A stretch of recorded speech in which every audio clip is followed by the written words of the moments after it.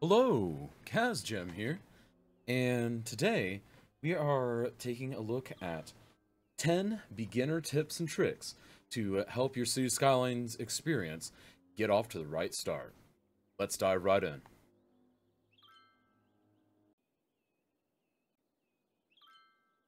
So the first thing that I'm going to tell you to do is to not to play the game. I'm going to tell you to hit your spacebar if you haven't done so already, and pause and think.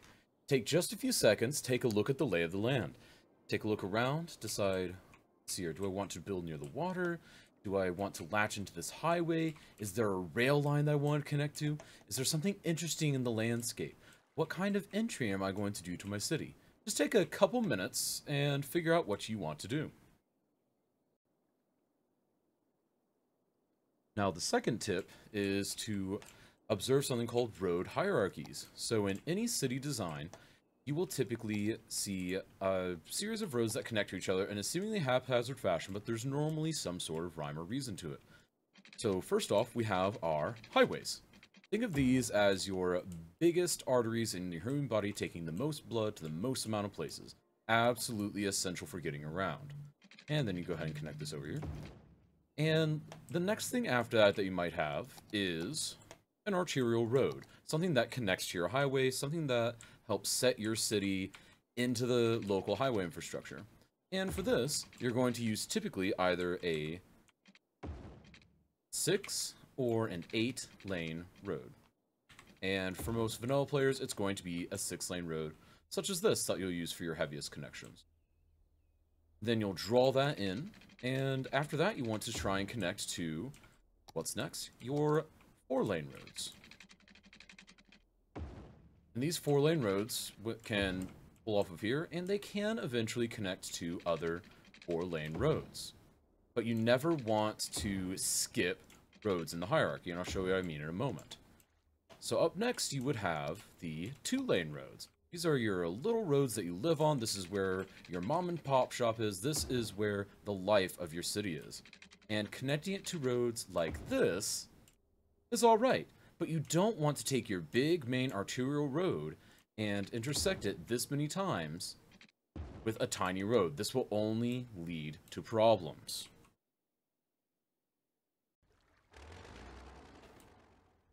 What you instead want to do is make sure that whenever you enter an area, you might have a single road that pulls off, and then from there, you might decide to pull a road, but don't quite connect it. You want to do things like this.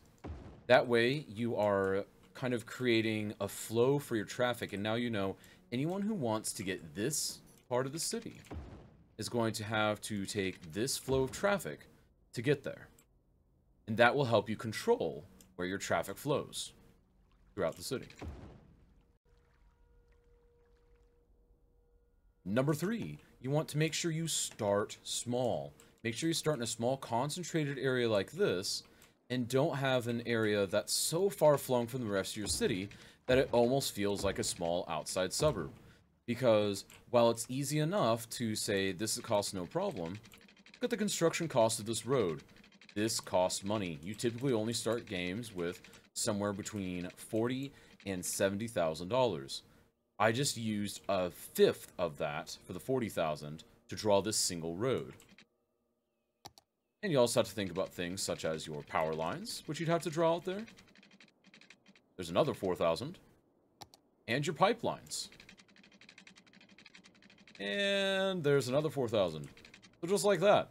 16 grand down the tube, and you haven't even placed anything yet. Make sure you start small, folks. Number 5, possibly one of the most important. You want to make sure when you design your city to leave gaps. Don't think you have to account for every single inch of space when you're designing a city. Because realistically, you don't design cities like this. You want to make sure that you have gaps in here so that whenever it comes time to place down something large, like, I don't know, just to, off the top of my head, one of these gigantic monuments, or one of these large buildings, you want to have a place to put them in your city. And you're not going to be very happy if you have to demolish huge amounts of roads or destroy an amazing road hierarchy system just to fit the Statue of Liberty in the middle of your new downtown. Those two buildings do not belong next to each other. Remember, if you're enjoying this content, be sure to like the video, subscribe if you haven't already, and also be sure to check out the Twitch streams. I stream City Skylines Monday and Tuesday, and also host a weekly city building competition every single Saturday called Cities in a Snap. More information down below.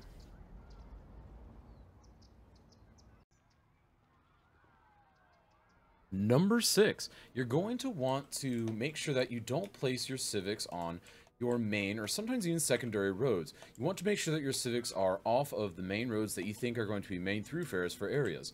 For example, we have two buildings here. A school that is right on the road, we'll call this our main road, and this hospital that is offset ever so slightly and on a secondary road. When you go to upgrade because you realize, man, 2 lanes just isn't cutting it, we need the extra lanes. So you go ahead and do this, and oh dear, we can't upgrade this. But we can upgrade this. And you'll end up having to move the school, and it just adds extra steps in the long run, and B, it also means that you're having to cost yourself a lot more money in the long run for upgrades that are very likely going to happen over the course of your city. And unless it's in a very specific case scenario, the school looks just as good over here. And whenever you're nice and rich, you can go ahead and move it back to be right on that main road like you wanted.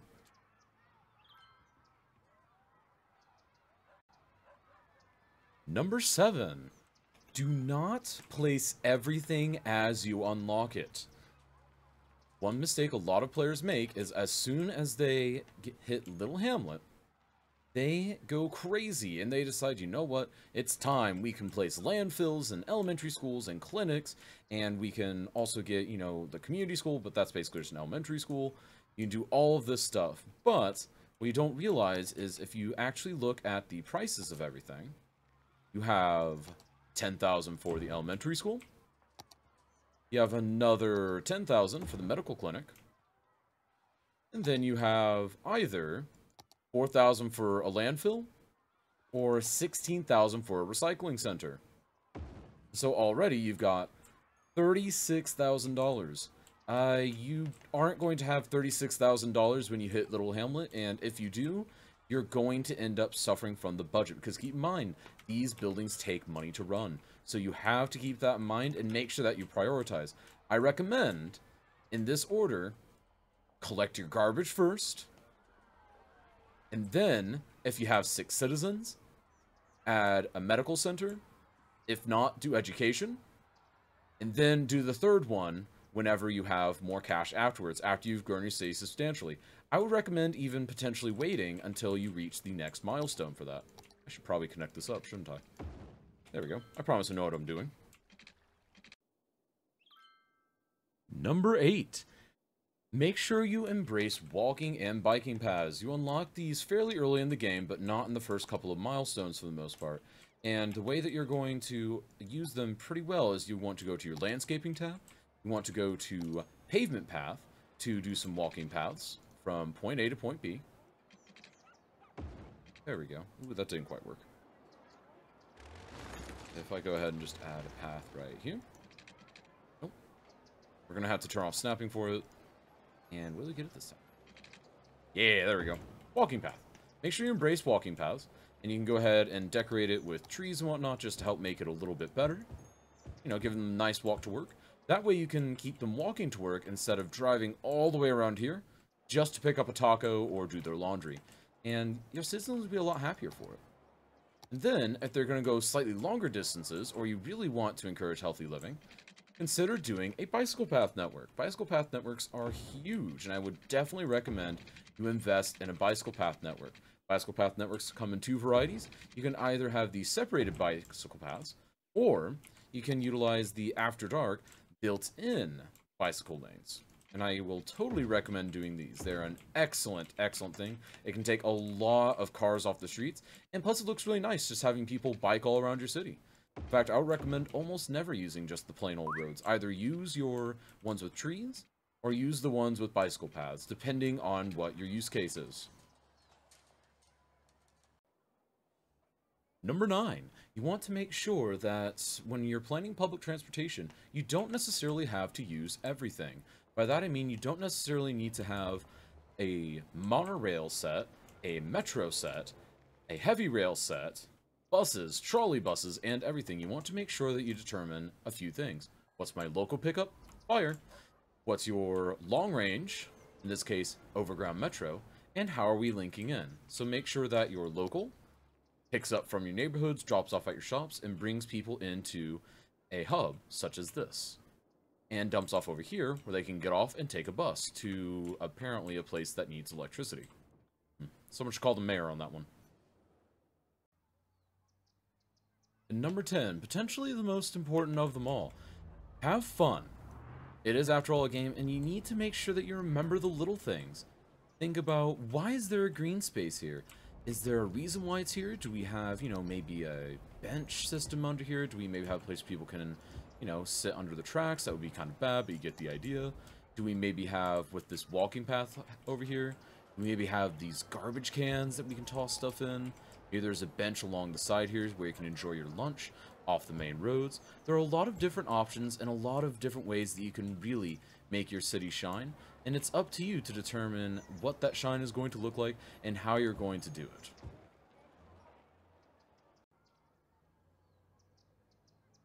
And that is the end of my beginner tips video. 10 beginner tips that I believe anyone can use to make your city's experience better right off the get-go.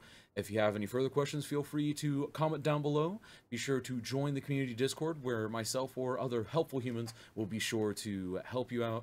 And also be sure to take out any of the tutorials that are also on this channel. They will be great at helping you out, I guarantee it. And until next time, this is KazGem signing out. See ya!